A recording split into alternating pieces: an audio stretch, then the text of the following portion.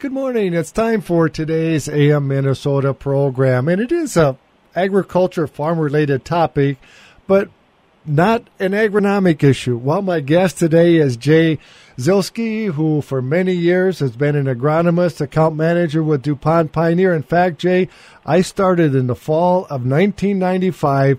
We had the Pioneer Corn Harvest broadcast on KDHL, and you were there when I was just going on the air over 20 years ago. I'll never forget it. Yeah, absolutely, Jerry. I remember that very well also, and I think that would have been about 3 years into my Pioneer career as well. I definitely remember that. Well, the real reason that we wanted to visit with you today is, Jay, is because of your personal story in beating melanoma cancer, and, of course, May is Melanoma Awareness Month. You have a personal story, and boy, we're so excited that you beat it. Yeah, well, thank you very much, Jerry. And you know, I was diagnosed several years ago, actually, the fall of 2014, with stage 4 melanoma, and been on a journey with the disease since then. And you know, this being Melanoma Awareness Month, I think the reason why melanoma, among all the skin cancers, has its own month is that it's the deadliest of all the skin cancers. In fact, the statistics show that on average, one person an hour dies in the United States from melanoma. And it's actually the second most common cancer in people 29 years and younger. And I'm certainly older than 29. But I think that speaks to the risk that's out there. And I think particularly those of us that are involved in agriculture, due to the nature of our work, being outdoors, have a lot of exposure to the sun and probably at a greater risk than the general population. But, Jay, how many farmers do you know or agronomists have put on sunscreen? We never just gave it a thought. You know, I'm almost 62 years old. You just were out in the sun all the time. You never gave it a thought. Absolutely, Jerry. I mean, myself as well. I'd always make a good effort each year as the season began, and that would work for about a week or two, and then I kind of got tired of doing that, and just neglected it the rest of the summer. And I don't know that I've ever seen a farmer ever put sunscreen on. That's not a cut at farmers. It's just the reality. A lot of us guys are the same way. Well, and then the other thing, as you mentioned it, when you say melanoma skin cancer, we instantly think of the sun, and that is the major cause of it, right? Absolutely, Jerry. Sun and exposure to UV rays. I think one of the things that really surprised me as I was on my cancer journey and some education was, you know, the thought would be, you know, you're inside a truck or you're inside the cab of a tractor or a sprayer, you're in out of the sun, and yet the person is still exposed to UV rays through the windshield and the windows of those vehicles and tractors and such. I had no idea. When I was in a tractor cab, I was in the shade. I figured I was fine. I didn't need to worry about it. Absolutely, Jerry. Absolutely. And you know, I think one of the things that I have found quite interesting as I've kind of been on my melanoma journey a little over a year ago, I first came out publicly and shared my experience with melanoma. And in the time since then, I've had 8 different individuals, whether they be an agronomist, a farmer, or a consultant, all come up to me and share that they had been diagnosed with melanoma. And most interestingly, Jerry, even though those moles that are malignant for melanoma can occur anywhere on your body, in the case of all those individuals, they first discovered it either on their back or their side, and probably not themselves. They probably had a wife or a friend happen to notice that they had something going on as far as a mole on their body. Well, Jay, we have to take a quick break for the markets. When we come back, we'll continue to talk more about melanoma, May being Melanoma Awareness Month. And when we get that all covered, Jay, I can't talk to you without talking about agronomic issues, like what your thoughts are on this corn that was planted before all this cold rain. But we'll get to all of that right after the market update. The market update was sponsored by Meadow Services in Blooming Prairie. My guest in the program today is agronomist Jay Zielske, also account manager with DuPont Pioneer.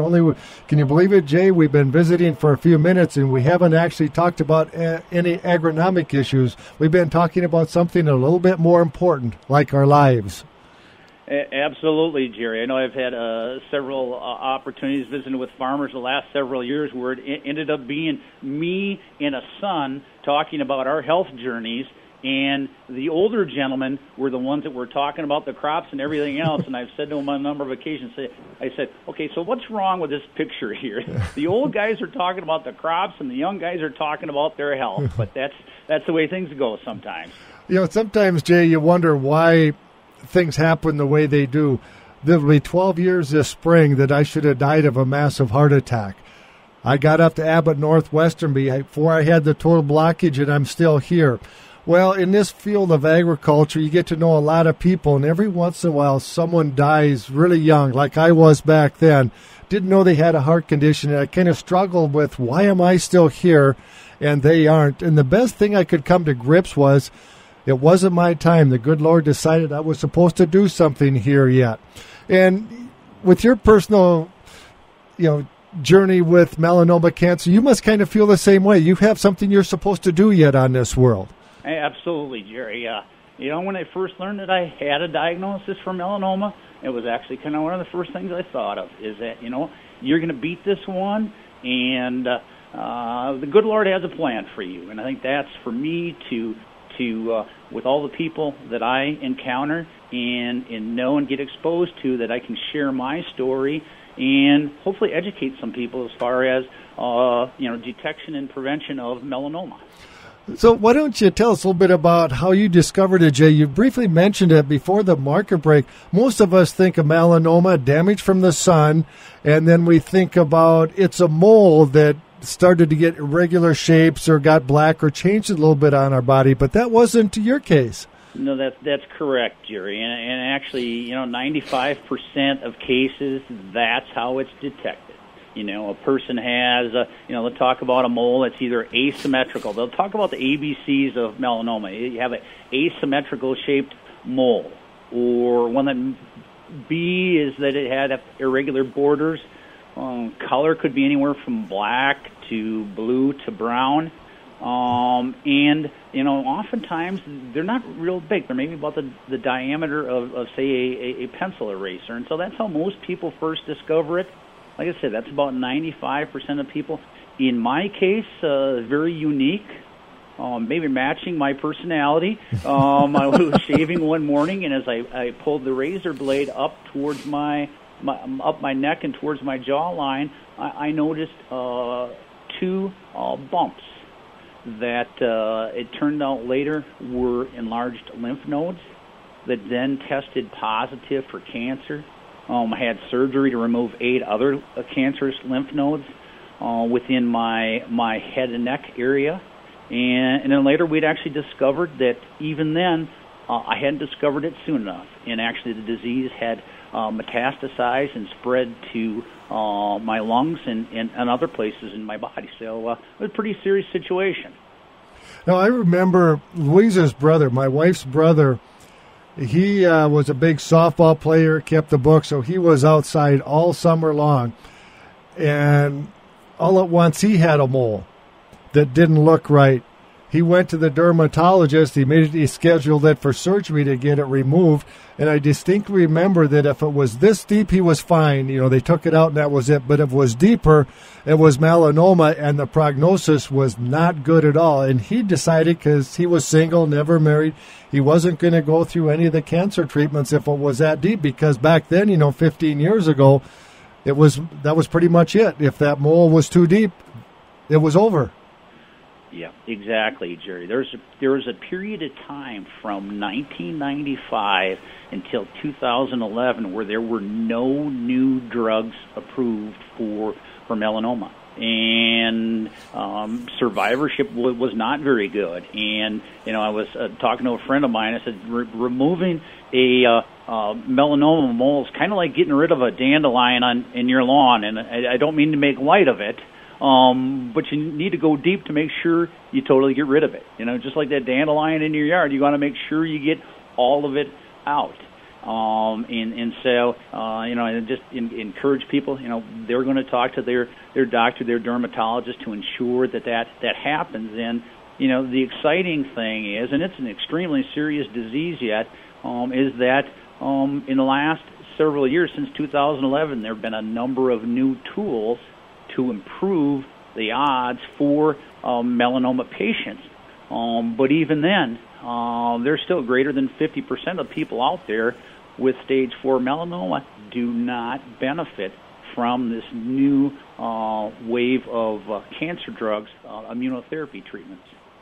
So it was some of the new treatments that actually helped you beat melanoma then?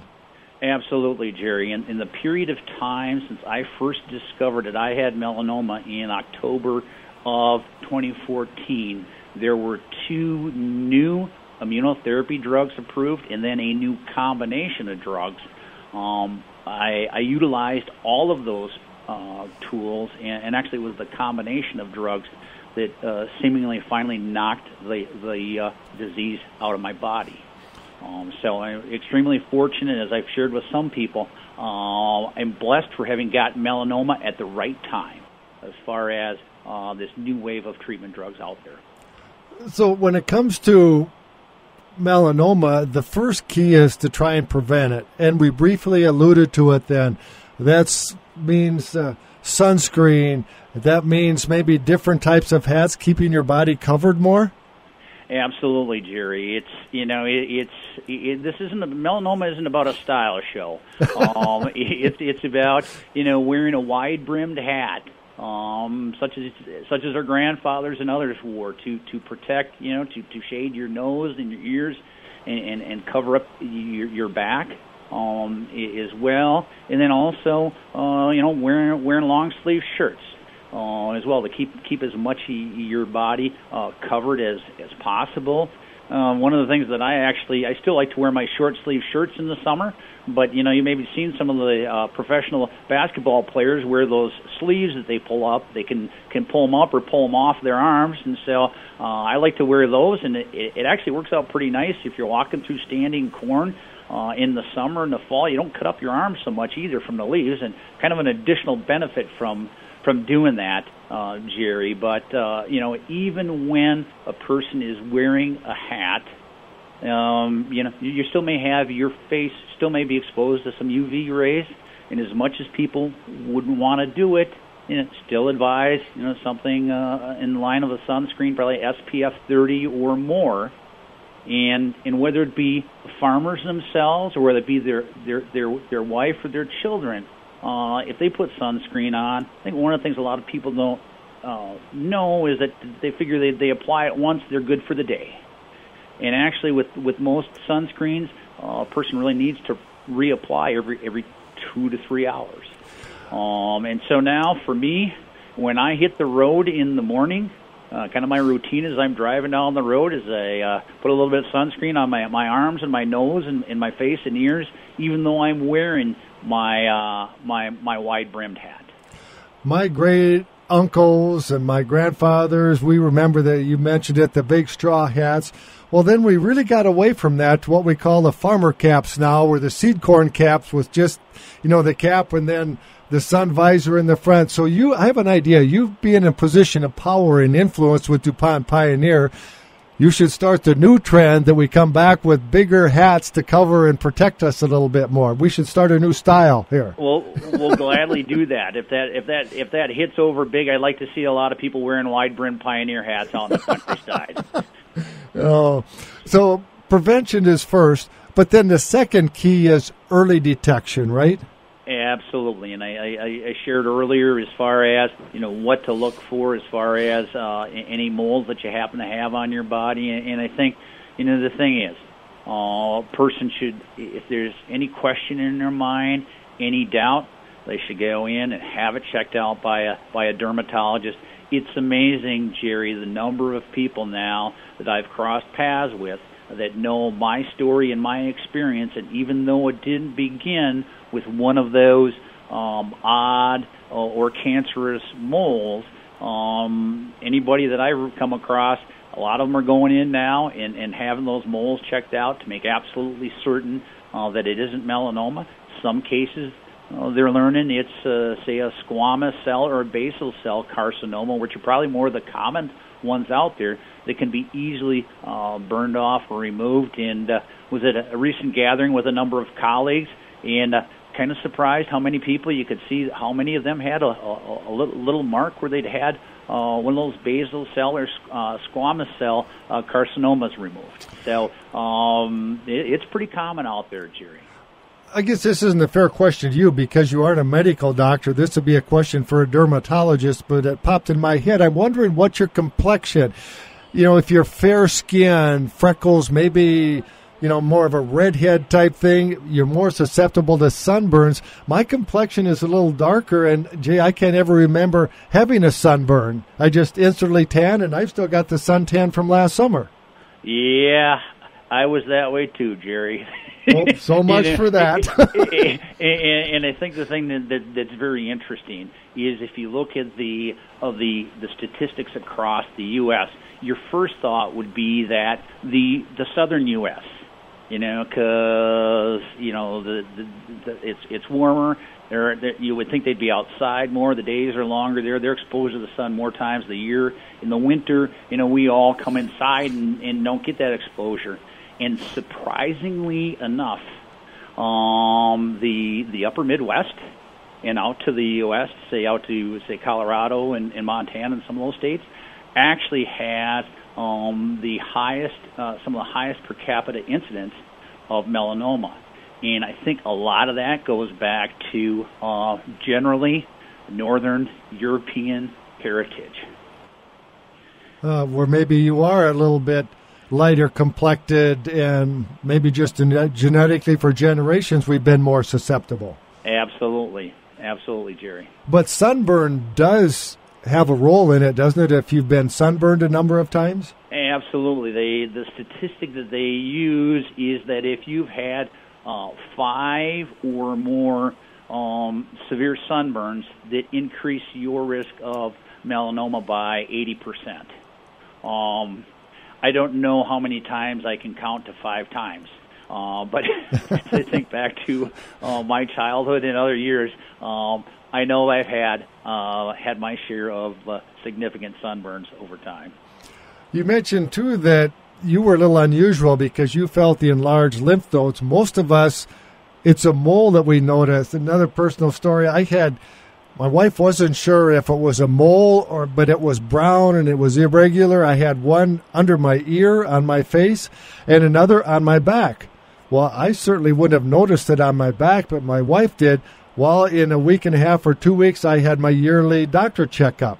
So she wrote a note and made sure that I mentioned to my doctor it was basically old age spots. But we checked it out. Absolutely. And, and a person, when it has to do with life and death, you can never be too cautious.